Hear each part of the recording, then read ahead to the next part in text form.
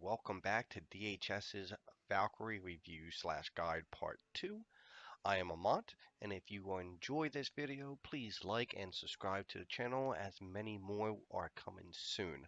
Now, if you have not watched Part 1, I highly recommend you do, but from where we left off, I went over my general feelings about the character and a little about the class in general. But now we are going to go and continue into the more detailed information from her skills, stats, and gameplay. In this video, I started at around 11, as you can see, and I go until I'm about level 20. Stopping there as I plan on making more videos for each dungeon as I level up, as they have gotten quite a bit harder and you can no longer solo them, and they haven't really made any new videos for the older dungeons in quite a long time. So let's jump right into this, and because I got a load of stuff to cover and I don't want to waste any more time. Now, unlike most classes, when it comes to gear, she does not rely on crit like all the others, but in fact on power. Of course, she will still need some crit to overcome certain things, but from what I've seen so far, she's really designed for power, as many of her moves provide their own high crit rate, much like Shining Crescent and Rune Burst. Both have an extremely high crit chances regardless of her base crit. As for all DPS, she is to attack from behind, as that's where all her damage will come from. She attacks much like that of a warrior. She gains something called rune markers. If you played a warrior, it's the same concept, except with a warrior they're called edges, and you should collect about 10 of them before you use your scythe attack, releasing a high amount of damage. With a Valkyrie, you only collect up to a stack of 7 on a single target, but that's about where the similarities end. You see, with a Valkyrie, if the target dies, you won't lose what you have. In fact, you can transfer those stacks over to the next target, and once you are ready to use them, you just activate Rune Burst and watch them explode. As you will see with many of my targets, you will see the marker on the target, unlike with the Warrior's Edges, which appears on the health bar. This makes keeping track of your total rune markers very easy. And as I said before, if your target dies or is near death, you don't have to activate it. You can move on to the next target and use it on a fresh one instead. Also, when it explodes, it actually hurts others that are around it, so it's not limited to just the creature that it's on.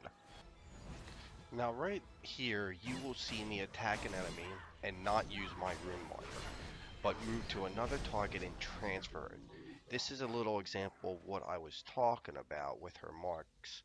And as I run, you can see the marker under my feet, which indicate that I still have the marker and that they haven't faded away. As you can see, I transferred it, and then I'll cause the explosion, which will do a massive amount of damage to a fresh target.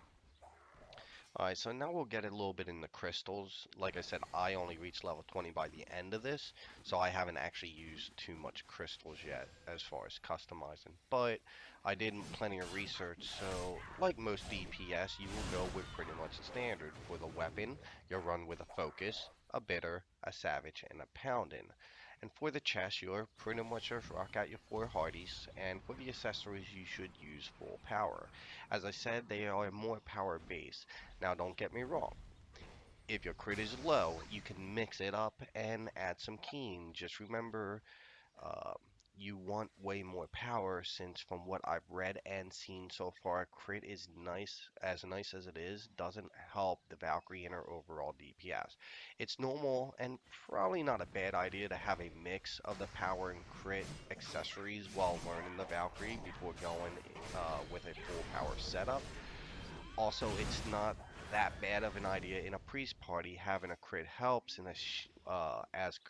Shining Crescent may not always crit from behind when you run with a priest. So look at aiming anywheres from a 58 plus 62 range. Anything that comes from all this comes from pretty much everything I've researched on the higher level Valkyrie.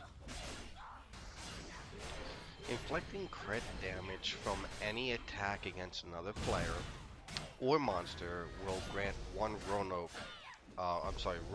rune mark to the inflicted target. However, when it comes to bosses, it works a little differently.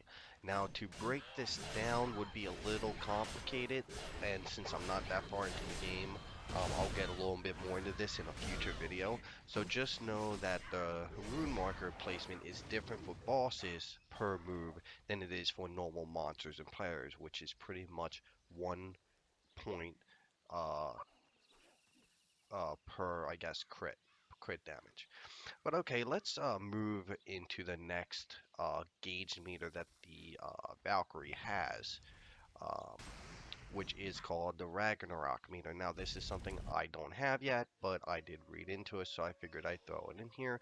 This meter sits under your MP bar and are generated by using skills.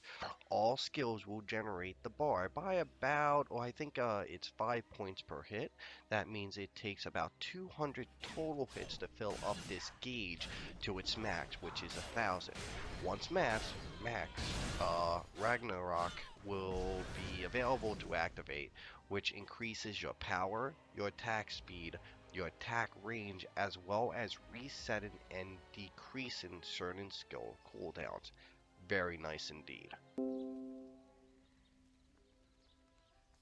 Okay, so let's begin to wrap this up with skills. Since I don't have all these skills, I had to do a little bit of research, but that's okay. Let's get into this. First, let's talk about evasion, which is more than the normal evasion as you can use it twice within 4 seconds before its cooldowns apply. If you do it just right, just like that of a tank, instead of a perfect block, you will get a perfect evasion, which gives, I believe, a crit buff on your next skill for, I believe, 10 seconds.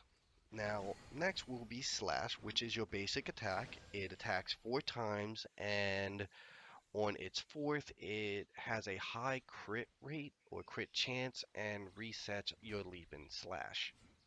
Now, Leap and Slash is a basic attack skill that hits twice and leaves a rune mark. Rune Burst detonates the rune marks, damaging nearby enemies with a high chance to crit and stagger.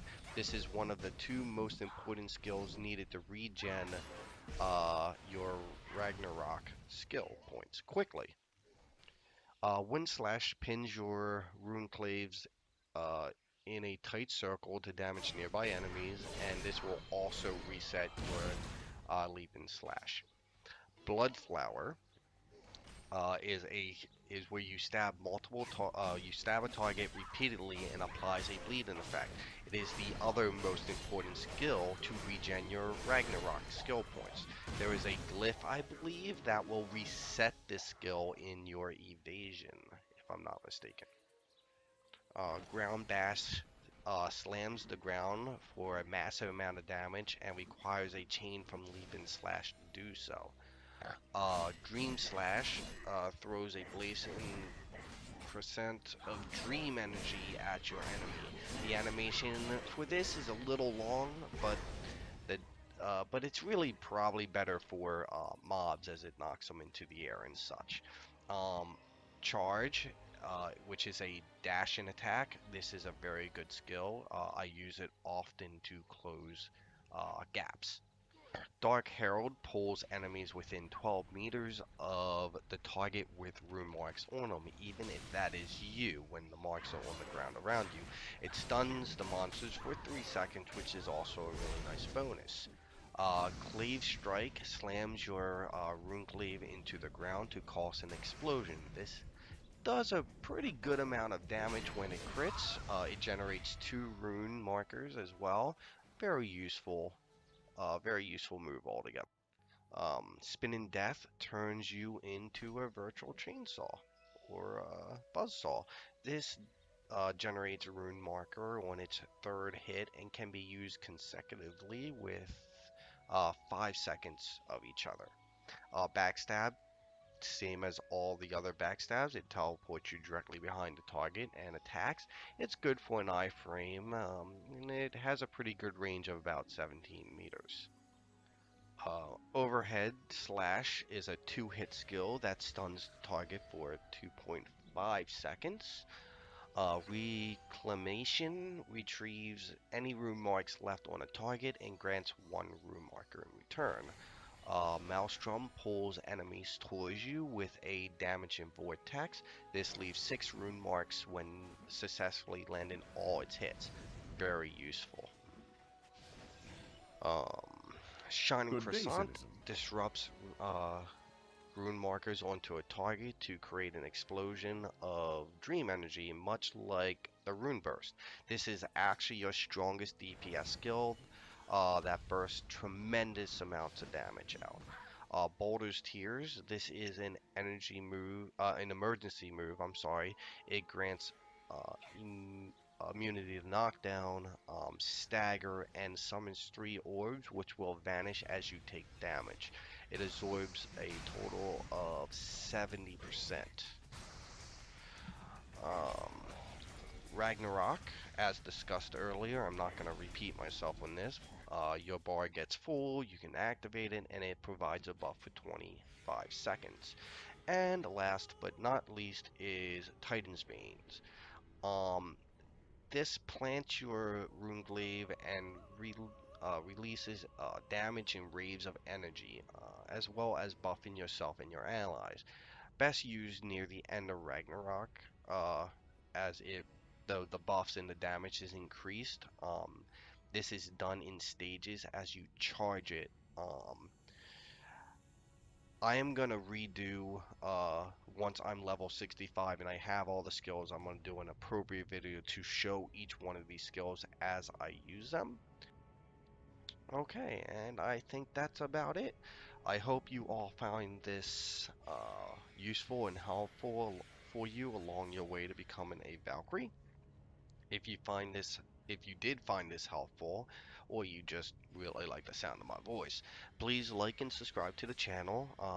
I will have many more videos coming out, so I hope you return, you support us, and um, thank you very much, and have a good night.